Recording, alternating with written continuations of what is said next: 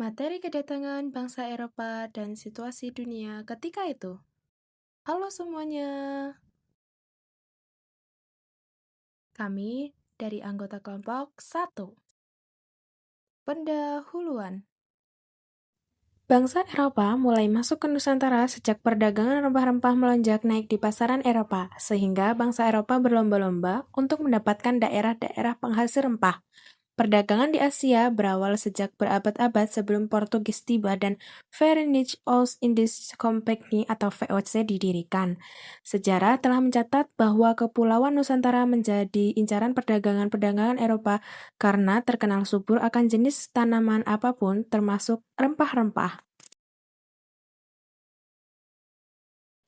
Awal mula bangsa Eropa masuk ke Indonesia disebabkan oleh Perang Salib yang melibatkan masyarakat dari Eropa melawan Turki Seljuk dan orang Arab.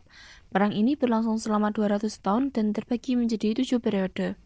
Perang ini disebut Perang Salib oleh orang Kristen dan Perang Suci oleh kaum Muslim. Terjadinya Perang Salib disebabkan karena perebutan kota Yerusalem. Perang yang berlarut-larut ini membuat jalur perdagangan Asia Eropa terputus dan berdampak pada habisnya kekayaan bangsa Eropa karena dialokasikan untuk peperangan. Pada tahun 1453, Khalifah Utsmaniyah yang berpusat di Turki berhasil menguasai Konstantinopel atau Istanbul. Kota ini sebelumnya termasuk wilayah kekuasaan kerajaan Romawi Bizantium. Perebutan Konstantinopel ini dipimpin oleh Raja Turki, Sultan Muhammad II. Konstantinopel sejak lama merupakan kota yang diperebutkan, bukan hanya karena sejarah kejayaannya, namun juga karena kota ini salah satu titik penting dalam jalur perdagangan darat yang menyambungkan Eropa dengan Asia. Setelah Konstantinopel diduduki Turki Utsmani, jalur perdagangan darat Asia Eropa terputus. Hal tersebut dikarenakan Turki Utsmani melarang orang-orang Eropa melewati Konstantinopel karena permintaan barang, terutama rempah-rempah yang merupakan komoditas mahal di Eropa meningkat. Hal ini memaksa bangsa-bangsa Eropa mencari jalur-jalur perdagangan lain selain Konstantinopel. Akhirnya, bangsa Eropa mencari kepulauan rempah-rempah dan mulai melakukan pelayaran besar-besaran melalui jalur laut baru. Pada tahun 1498, bangsa Portugis menjadi bangsa pertama yang berhasil menemukan jalur laut ke India. Vasco da Gama memimpin pelayaran mengelilingi Tanjung Harapan di Afrika Selatan dan sampai di Calicut, India. Hal ini membuka peluang besar bagi Portugis untuk berdagang langsung dengan Asia tanpa perantara pedagang Arab. Keberhasilan ini menunjukkan bahwa bangsa Eropa bisa berdagang langsung dengan Asia tanpa lewat pedagang Arab atau Turki. Setelah berhasil berdagang di India, Portugis melanjutkan ekspedisinya lebih ke timur. Pada tahun 1510, Portugis kuasai Goa-Goa di India Barat, dijadikan markas besar Portugis di Asia. Dari sini, mereka mengontrol jalur perdagangan di Samudra Hindia. Goa menjadi pusat kegiatan agama, misi Kristen, dan militer Portugis. Setelah menguasai Goa, Portugis mengincar Malaka. Karena Malaka adalah pelabuhan dagang terpenting di Asia Tenggara, semua kapal dari India, Cina, dan Kepulauan Nusantara singgah di Malaka. Rempah-rempah dari Indonesia seperti cengkeh dan palapa dikirim ke Malaka dulu, baru ke India dan Eropa. Portugis tahu bahwa jika mereka bisa menguasai Malaka, maka mereka bisa mengendalikan seluruh perdagangan rempah-rempah di Asia Tenggara. Setelah berhasil menguasai Malaka pada tahun 1511, Portugis melanjutkan pelayarannya ke wilayah timur karena mereka tahu Maluku, Indonesia Timur adalah sumber utama rempah-rempah seperti cengkeh dan pala yang sangat mahal di Eropa. Pada tahun 1512, dua pelaut Portugis yaitu Antonio de Abreu dan Francisco Serrao memimpin ekspedisi dari Malaka menuju Maluku. Mereka berhasil mencapai Ternate dan di sana diterima baik oleh Sultan Ternate karena dianggap bisa membantu menghadapi musuhnya yaitu Kerajaan Tidore. Kemudian Portugis mendirikan benteng pertahanan, contohnya seperti benteng São João Baptista, dan mulai membeli dan memonopoli rempah-rempah, namun mereka juga ikut campur dalam urusan kerajaan dan menindas rakyat yang kemudian memicu kebencian. Selain Portugis, bangsa Spanyol juga ingin mendapatkan rempah-rempah langsung dari Asia seperti Portugis. Mereka mengirim pelayaran keliling dunia yang dipimpin oleh Ferdinand Magellan pada tahun 1519. Meskipun Magellan meninggal di Filipina, pelayarannya diteruskan oleh anak buahnya pada tahun 1521.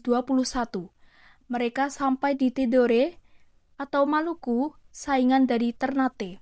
Di Tidore, Spanyol diterima oleh Sultan Tidore yang ingin bantuan untuk melawan Portugis.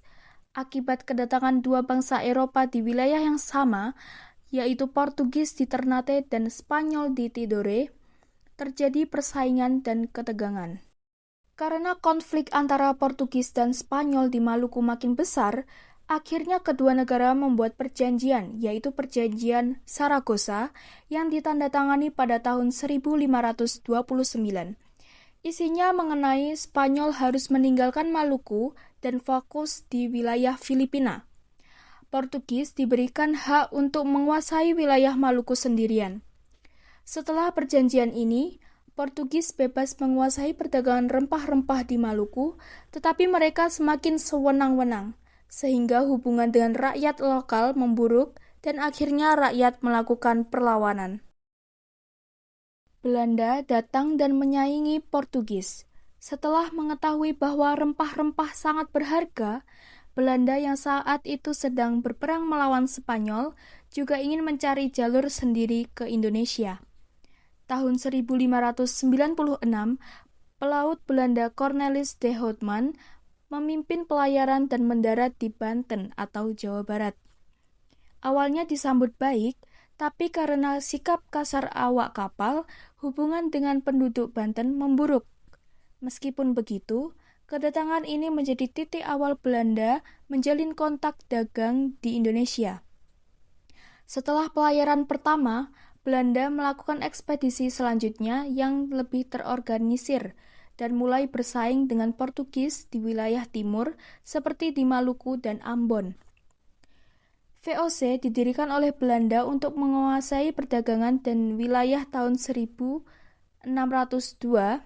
Belanda mendirikan perusahaan dagang raksasa yang bernama VOC atau Verenigde de Oost-Indische Compagnie atau Persekutuan Dagang Hindia Timur. Tujuan bangsa Eropa datang ke wilayah timur karena ingin kekayaan, kekuasaan, dan penyebaran agama atau yang disebut dengan 3G. Yang pertama ada gold atau kekayaan. Bangsa Eropa ingin memperoleh kekayaan dari perdagangan rempah-rempah seperti cengkeh, pala, lada, dan lain sebagainya karena harga rempah-rempah di Eropa sangatlah mahal. Yang kedua, glory atau kejayaan. Mereka ingin memperluas kekuasaan dan memperkuat kejayaan negara masing-masing, misalnya Portugis, Spanyol, Belanda, dan Inggris. Yang ketiga, gospel atau penyebaran agama.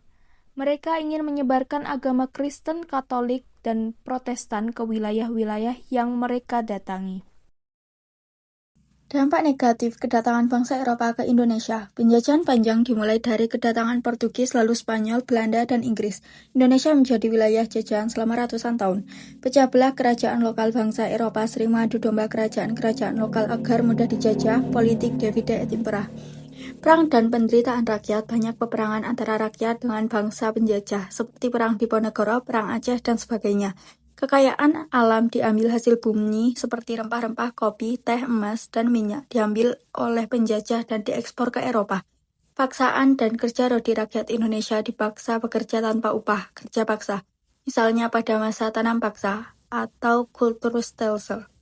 Selanjutnya, dampak positif kedatangan bangsa Eropa ke Indonesia. Masuknya ilmu dan teknologi barat, contohnya penggunaan senjata api, teknik bangunan benteng, sistem navigasi pelayaran, perkenalan sistem pendidikan barat walau terbatas hanya untuk kalangan elit, sistem sekolah gaya barat mulai masuk. Bangunan bersejarah peninggalan Eropa benteng, gereja, pelabuhan, dan gedung-gedung kolonial masih bisa kita lihat hingga kini. Kontak budaya, perpaduan budaya lokal dan Eropa seperti dalam pakaian, makanan, dan arsitektur. Masuknya agama Kristen sebagai bagian dari misi gospel. Agama Kristen diperkenalkan oleh Portugis, Belanda, dan misionaris lainnya.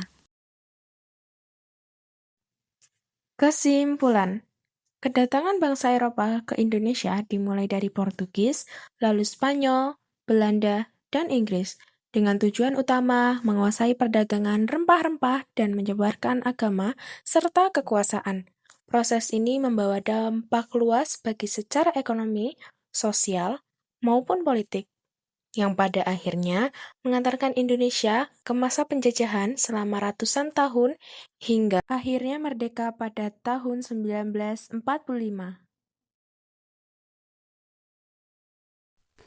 Sekian penjelasan dari kelompok 1. Terima kasih atas perhatiannya. Assalamualaikum warahmatullahi wabarakatuh. Jangan lupa di like, comment, and subscribe.